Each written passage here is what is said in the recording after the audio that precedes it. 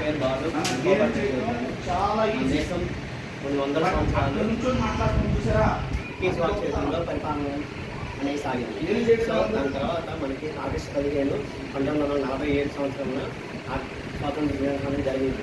దాని తర్వాత 2 సంవత్సరాల తర్వాత మన దేశానికి 1950 జనవరి 26వ తారీఖున గణతంత్ర దినోత్సవం అనేది జరుపుకుంటున్నారు. దీన్నే భారత రాజ్యాంగంగా జరుపుకుంటారు.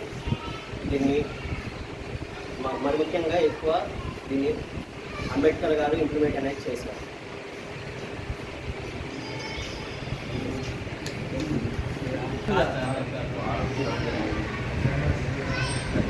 చంద్ర గవర్నమెంట్ ఐడి నిజామాబాద్ డిగ్రీ మ్యాకేజ్ జరుగుతుంది.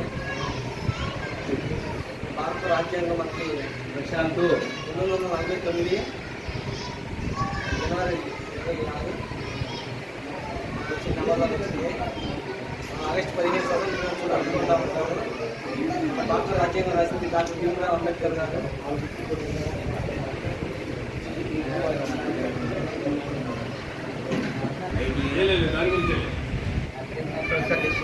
Second year.